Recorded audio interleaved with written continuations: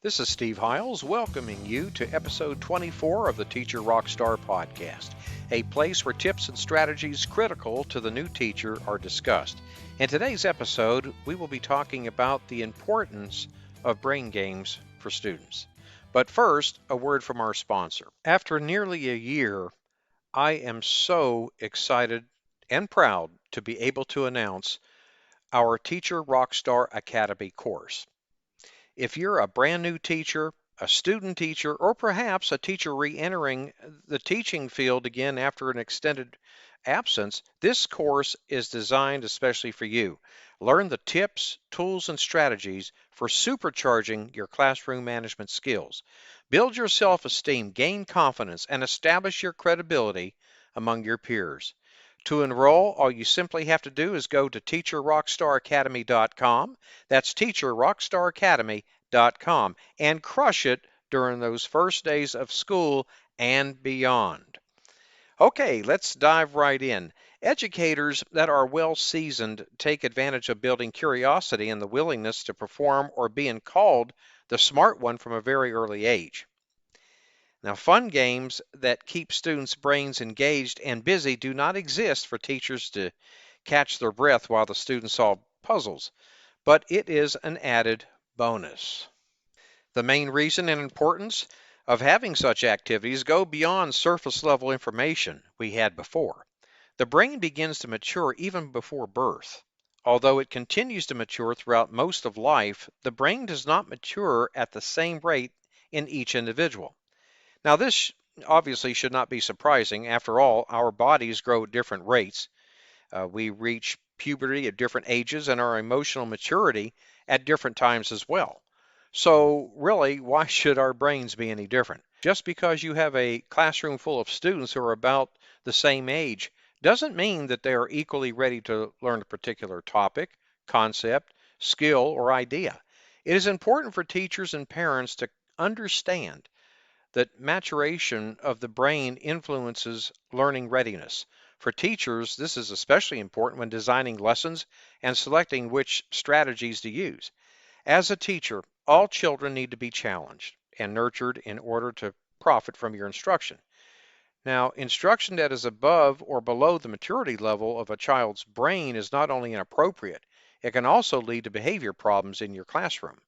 Inappropriate behaviors such as avoidance, challenging authority, and aggression towards other students can be explained by a failure to match instruction to brain maturity of your students. You should also know that all brain functions do not mature at the same rate. A young child with highly advanced verbal skills may develop gross and fine motor control, more slowly and have trouble learning to write clearly. On the other hand, another child may be advanced physically, but not know how to manage his or her social skills. Others may be cognitively advanced, but show emotional immaturity. So we, as teachers, we have to be aware of all this. For all of these reasons, it's really important to understand how our brains mature as well as the differences that may be present at each stage of normal development.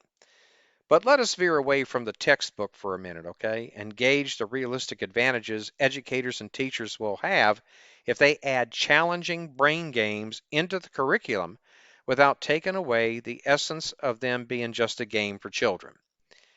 Uh, Number one, they offer opportunities for early learning. Now, even simple games help young players identify colors, count spaces, and develop hand-eye coordination and dexterity in moving cards and pieces around the board. Plus, learning to wait your turn and follow the rules are important lessons that serve kids far beyond the living room floor. Number two, they get older kids' brains buzzing too. Board games are an easy way to encourage healthy brain development in older kids and teens. Strategy games are useful in helping the frontal lobes of the brain develop, says Beatrice Tuber Pryor, a clinical psychologist, author, and owner of the private practice Harborside Wellbeing. Those frontal lobes are responsible for executive function, okay, which include planning, organizing, and making good decisions. Number 3, they boost their language skills. Board games can be a sneaky way of helping school-aged kids work on skills they're struggling with.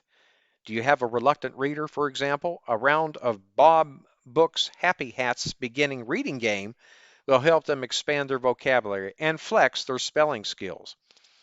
Meanwhile, games in which players have to remember several pieces of information at once, who did what, where, might help a child who's having trouble with reading comprehension, all the while still having fun. Number 4, they sharpen your child's focus. Board games, when played without interruptions, can help lengthen a child's attention span, but to reap the benefits, everyone needs to commit to seeing the game through to the very end.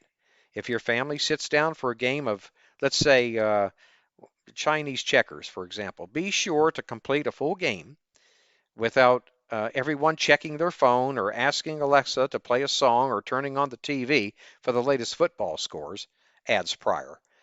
Finishing a board game without interruptions will help lengthening the declining attention span of kids in a world filled with digital distractions. Ain't that the truth? Number 5, they teach the value of teamwork. Now, this is a very important thing here I want you to get from this. Board games often offer kids meta messages about life. Your luck can change in an instant, for better or for worse. But in addition to teaching them that nothing is guaranteed, board games are a good way to encourage kids of different ages to team up, work together, something that they're going to need to do throughout their entire life. Okay, form teams of older kids working with younger siblings, or choose a game like the uh, Brainiac game or Race Across the USA, which have questions tailored to grades 1 through 6, so everyone is challenged fairly. Moving on to number 6, board games are an alternative way to time out. Okay, now what do I mean by that? Well, the next time you find yourself going through a rough patch with one of your kids, consider playing a game, a board game that is, together instead of sending them to the room. I often use board games as a mechanism to work on the parent-child relationship, explains Regine Galante, a licensed clinical psychologist and professor at the Furkhoff Graduate School of Psychology at Yeshiva University in New York City. They can also be used to increase frustration tolerance in a child. In other words, taking turns and practicing patience during a game, even when things don't go their way, can help little ones practice more respectful responses than stomping off and slamming their bedroom door shut. Number 7, board games soothe anxiety. Now, they may help anxious kids learn how to navigate friendships more easily because they're structured. Board games can provide an easier way to build interpersonal relationships with peers since the child knows what's expected of them, says Galante. For kids who struggle with striking up conversations with others, Galante recommends games that promote structured opportunities for chatter, such as guessing games. Number 8, they show kids how to be a good loser. If you're playing with a child who has low frustration tolerance and losing is really difficult for them, allowing them to break the rules at first can make the game more tolerable and fun for them. But your goal should be to purposely play by the rules and encourage them to use coping skills and promote resilience when things don't go their way. For instance, you could say something like this, I'm so proud of you for staying calm even though you picked a card you didn't like. I hope next time you pick a good one. Things of that nature. Number 9, board games are a great way to unplug. The lack of technology required to play board games makes them special. They are a simple way to get quality, screen-free time with the kids, and you might be surprised by how much they love playing. Families are struggling to find the balance between digital and real-life connections, but board games provide a tool for that emotional connection to each other. Order a pizza and make it a way to celebrate the start of the weekend together. Now, a quick word from our sponsor. Hey, my friend, would you like to jazz up your writer's workshop with an engaging, exciting activity for your students? Grab my free Let's Write a Book activity. This resource comes complete with templates and step-by-step directions for creating their very own mini book. Your students will feel proud as authors of their very own book. They're really going to love this. All you simply have to do is go to getstartedontheRightFoot.com. That's getstartedontheRightFoot.com. And again, I know your kids are going to really enjoy this. Now that we know what the real benefits brain games hold, here is a list of some of the things I want to share with you, some of the most effective brain games, but not only for teachers, but even parents can try at home. Number one, blocks. Blocks have been the most basic form of brain game for kids since the beginning of time and have remained a constant in the toy sphere, and there's a good reason why. Expose your child to blocks of different colors and sizes, and that's it. Let your child explore the blocks and let their imagination run wild. All aspects of your child's development are exposed, including shape, color recognition, creativity, spatial awareness, and so much more. Number two, spy games. Classic games such as I Spy with My Little Eye, Simon Says, and Scavenger Hunts are fun brain sharpening games. These types of brain development games help your children to follow instructions, enhance attention, develop language, and increases their spatial awareness.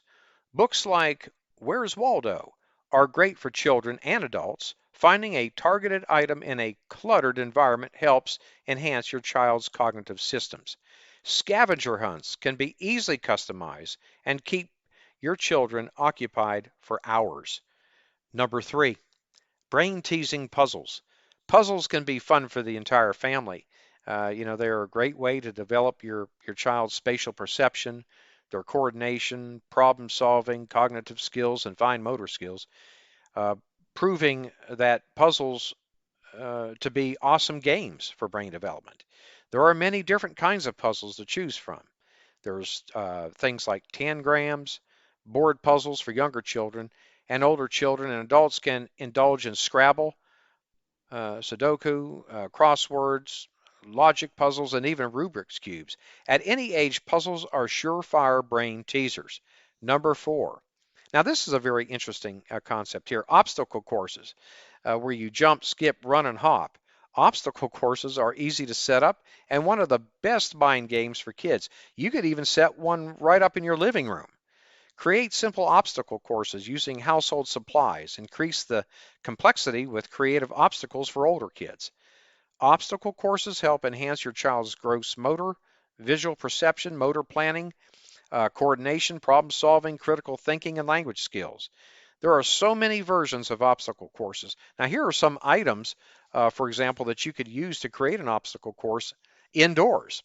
You use pillows, chairs, tables, cushions, your sofa, tables, storage boxes, string, paper, balls, and hula hoops. Number five, storytelling. Once upon a time. Storytelling helps prompt a different brain development compared to what children gain when listening to a story or reading a picture book. Storytelling requires your child to pay attention and focus for a long period of time. They also help their memory as they have to keep track of the story characters, the sequence of events, and what's going to happen next. Storytelling also helps develop your child's language, vocabulary, and confidence. Each story requires them to make connections and articulate them. Children at the age of 6 are developing self-confidence and independence. Stories are a great way for them to express their feelings and emotions in a positive manner. Well, my friend, this brings us to the end of this episode. Thanks for listening to the Teacher Rockstar podcast. I'm your host, Steve Hiles. We hope you've enjoyed listening to these tips and strategies on brain games for children. When you get a chance, visit my blog and subscribe to my newsletter for the latest educational research and other unadvertised bonuses at stevesclassroomresources.blogspot.com. That's stevesclassroomresources.blogspot.com. And don't forget to subscribe to us at the Teacher Rockstar podcast. And if you'd like to support us, please feel free to share our podcast with others, post about it on social media, and also leave a rating and review. That would be really awesome. Thanks again, my friend. We'll see you same time, same place next week. And remember, you got this.